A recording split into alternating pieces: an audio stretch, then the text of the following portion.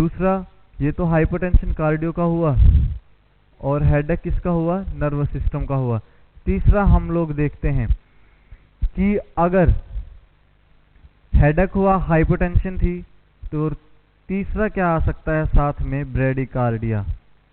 क्या हो सकता है, ब्रेडिकार्डिया। एस्मोलोल का क्या कोज कर सकती है, ब्रेडिकार्डिया कर सकती है। फॉर एग्जाम्पल किसी को हाइपरवेंटिलेशन हो रखा है, मतलब क्या कर रहा है कि पेशेंट को एंजाइटी हो गई है। अब उस कंडीशन में क्या है, बहुत ज़्यादा उसका हार्ट रेट इंक्रीज हो गया, और उस कंडीशन में आप लोगों ने पेशेंट को एस्मोलोल दे दिया।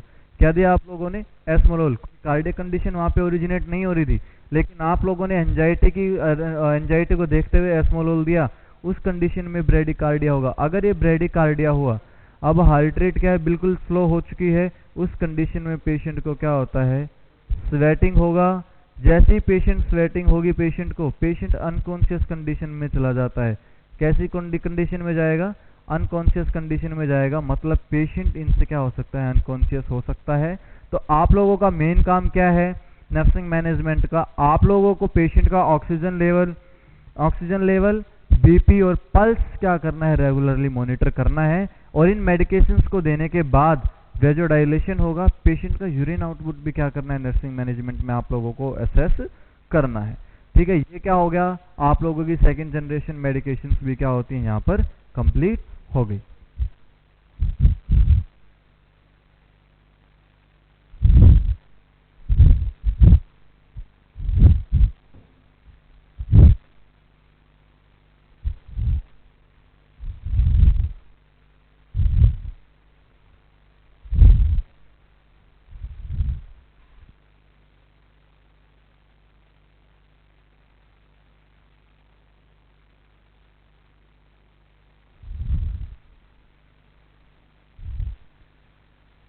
नेक्स्ट देखना थर्ड जनरेशन, नेक्स्ट मेडिकेशन देखना थर्ड जनरेशन।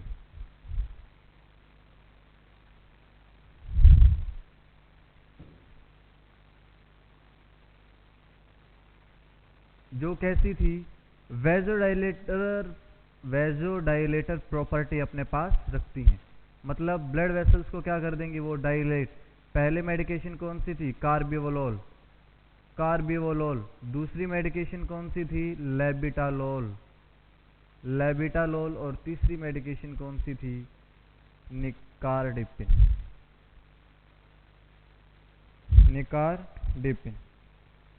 निकार्डिपिन नहीं आएगी, सॉरी, चेंज करना है इसको, नेबिवोलोल।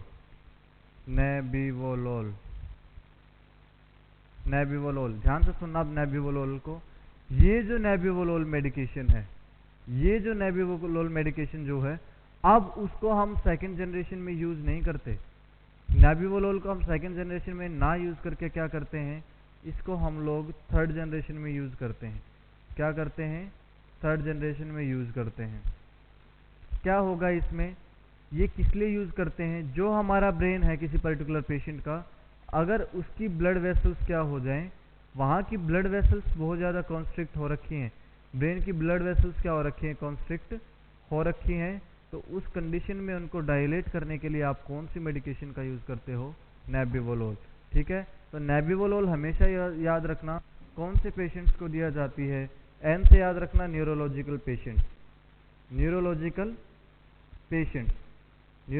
पेशेंट्स में क्या होता है, ये क्या करता है, ब्रेन में क्या होगा, ब्लड वेसल्स को क्या करने का काम करता है, डायलेट करने। अब ध्यान से देखना, जैसे ही अब इसने ब्लड वेसल्स को डायलेट किया, वहां पे ब्लड सप्लाई क्या हो जाएगी, इंक्रीज होगी, और पेशेंट का जो SpO2 है वो क्या हो जाएगा, इंक्रीज होगा।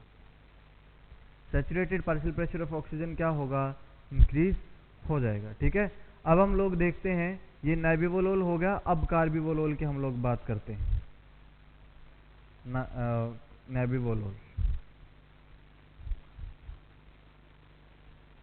नेबिवोलोल हमने पढ़ लिया, अब बात करते हैं कार्बिवोलोल की। कार्बिवोलोल ध्यान से देखना, इसका मेन यूज कहां पे किया जाता है, हार्ट फेलियर। वहां पे क्या करेगा, ये करता क्या है एक्चुअली, हार्ट फेलियर लगाओ, दूसरा हार्ट ब्लॉक लगाओ, हार्ट ब्लॉक मान लो, जिसमें हम लोग किसका डिस्कस करते हैं, एमआई का। अब ये वहाँ पे क्या करेगा, हार्ट रेट को इंक्रीज तो करेगा ही करेगा, साथ में heart rate sorry blood pressure को भी क्या करता है, ये इंक्रीज करने का काम करता है। इसलिए बोला जाता है कि best effective in cardiac cases कौन सी मेडिकेशन सबसे बेस्ट रहती है, कार्बिवोलोल। करती क्या है, ये हार्ट फेलियर हो गया किसी को, मान लो किसी को हार्ट फेलियर हुआ है, अब ये बीटा 1 पे क्या करेगी, वहां पे ध्यान से देखना। अब ये क्या करेगी, थर्ड जनरेशन बीटा 1 पे क्या होता था, ये बीपी क्या होता था, इंक्रीज हो जाता था। कैसा होता था, बीपी इंक्रीज हो रहा था वहां पे। कैसे होता था बीपी इंक्रीज, बीपी इंक्रीज किसकी वजह से होता था वहां पर, क्योंकि वहां पे जो रेट ऑफ कंडक्शन था वो क्या होता था, पॉजिटिव ड्रोनोट्रॉफिक इफेक्ट आता था। मैंने आप लोगों को बताया था कि पॉजिटिव ड्रोनोट्रॉफिक इफेक्ट की वजह से रेट ऑफ कंडक्शन इंक्रीज होती है। ठीक है, यहाँ पे क्या हुआ, कंडक्शन तो इंक्रीज हो गई, साथ साथ में अब इन्होंने क्या किया, जितनी भी ब्लड वेसल्स थी उनको क्या कर दिया, डायलेट कर दिया। जितना ज्यादा डायलेट होगा रेट ऑफ कंडक्शन को फास्ट किया, सीधी सी बात, तो हार्ट रेट क्या होगी, बढ़ेगी। हार्ट रेट क्या होगी, बढ़ेगी, बीपी क्या होगा, अब हार्ट रेट बढ़ रही है। ठीक है, अब क्या होगा, ब्लड वेसल्स डायलेट हो रखे हैं तो ब्लड फ्लो क्या करेगा, ज्यादा बाहर की तरफ आएगा, जिसकी वजह से हार्ट रेट क्या होगा, इंक्रीज, या फिर हम लोग क्या बोल सकते हैं, कार्डियक आउटपुट को भी क्या कर देता है, ये इंक्रीज कर देता है। ठीक है, ये क्या हुआ, हमारा कार्बिवोलोल का यूज हो गया, नेबिवोलोल का भी यूज हो गया। अब हम बात करते हैं लेबिटालोल की। लेबिटालोल हमारी नर्सिंग में, हम अपनी नर्सिंग फील्ड में हम क्या बोलते हैं कि जब प्रेगनेंसी इंड्यूस्ड हाइपरटेंशन जो है उसमें हम लोग ड्रग ऑफ चॉइस मानते हैं, इसमें हम लोग ड्रग ऑफ चॉइस मानना जाता है हमारा क्या, अल्फा डोपा, सॉरी क्या मानी जाती है उसमें, अल्फा डोपा। लेकिन अगर हम प्रेगनेंसी इंड्यूस्ड हाइपरटेंशन के लेटेस्ट अगर वो देखते हैं तो सबसे बेस्ट इफेक्टिव कौन सी मेडिकेशन होती है, लेबिटालोल। कौन सी होती है, लेबिटालोल। ठीक है, अब ये चेंज हो गई है, इसको यूज ना करने के बजाय हम लोग क्या यूज करते हैं, लेबिटालोल। इसका कोई प्रेगनेंसी में साइड इफेक्ट नहीं आता लेबिटालोल का।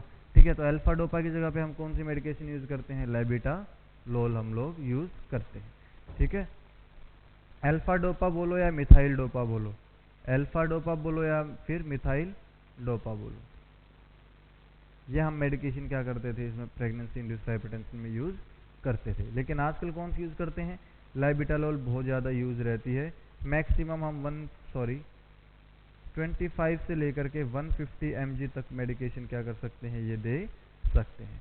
ठीक है, ड्रग ऑफ चॉइस में क्या आता है, प्रेगनेंसी इंड्यूस्ड हाइपरटेंशन की ड्रग ऑफ चॉइस क्या है, labetalol. No side effect in pregnancy, best use के लिए कौन सी मेडिकेशन मानी जाती है, this one, labetalol in pregnancy.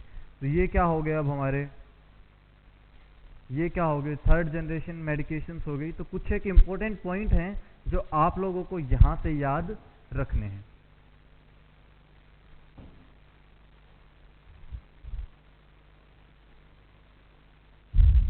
तो अब हम यहाँ पे डिफ्रेंशिएट करके लिखते हैं। अब हम यहाँ पे क्या करेंगे, डिफ्रेंशिएट करके लिखेंगे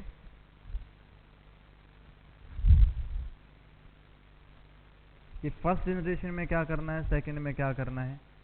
फर्स्ट जनरेशन मेडिकेशन का यूज कैसे करना है, यूजेज लिख लेते हैं सबके अलग अलग। ठीक है, फर्स्ट जनरेशन का क्या यूज आएगा, दूसरा हम लोग लिखते हैं सेकंड जनरेशन का क्या यूज आएगा, और नेक्स्ट वन लिखते हैं कि थर्ड जनरेशन का क्या यूज आएगा।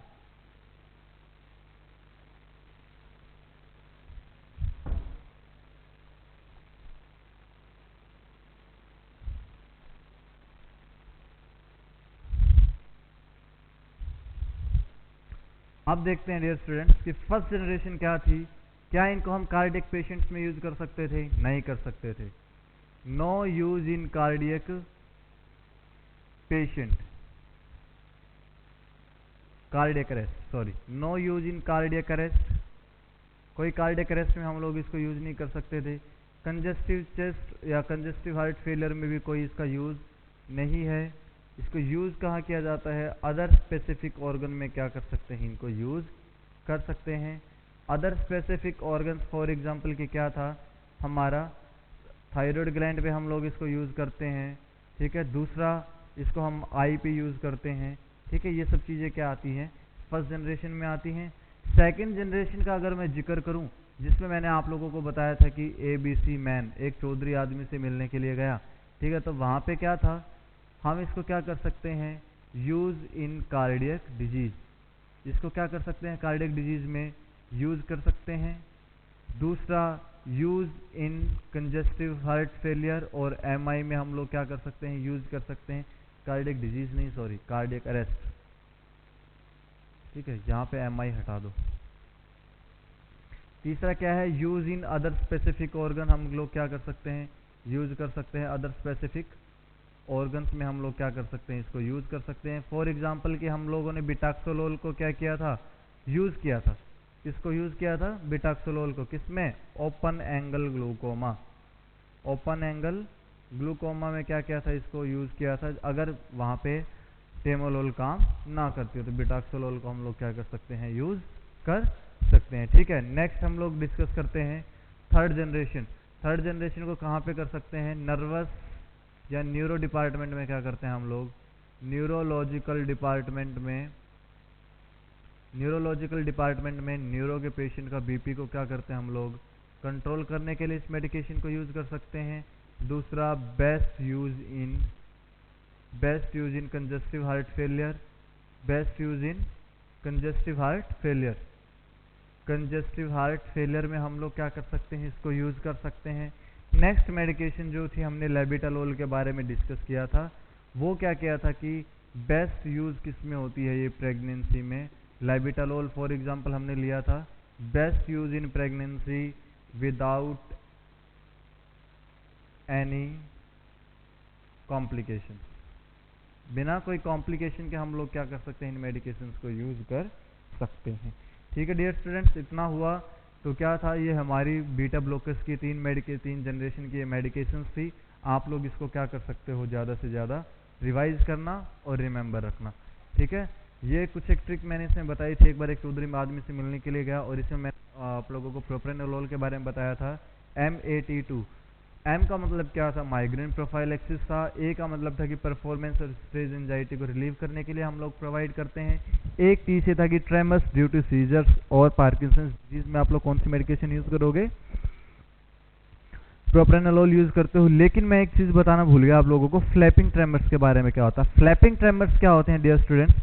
अगर हमारी बॉडी में लिवर डिजीज की वजह से नाइट्रोजनस वेस्ट बढ़ जाता है तो वो क्या करता है? हमारे ब्लड ब्रेन बैरियर को अफेक्ट करना स्टार्ट कर देता है। और तो हाथ कैसे कांपते हैं? कांपने लग जाते हैं। हाथ कैसे करते हैं? एक तो ऐसे हाथ कांपेंगे, दूसरा अगर पेशेंट के आप हाथ सीधे रख देते हो तो क्या करता है? वो फ्लेक्स करता है हाथ बार बार, या फिर ऐसे हाथ कांपते अगर आप लोग पेशेंट को सीधा खड़ा करके रखते हो तो, ठीक है। वो क्या होता है? Flapping tremors in due to liver disease, ठीक है। ये चीज़ आप लोग याद रखना। फ्लैपिंग ट्रेमर्स मैंने एक आप लोगों को कॉमन टर्म यूज करने के लिए बताई है, वो आप लोग क्या कर सकते हो? लर्न कर सकते हो। या आप लोगों की मेडिकेशंस हो गई कौन सी? ये आप लोगों का पूरा ऑटोनॉमस नर्वस सिस्टम कंप्लीट होगा, पैरासिम्पैथेटिक नर्वस सिस्टम और सिंपैथेटिक नर्वस सिस्टम। नेक्स्ट हम लोग मेडिकेशन स्टार्ट करेंगे सेंट्रल नर्वस सिस्टम पे।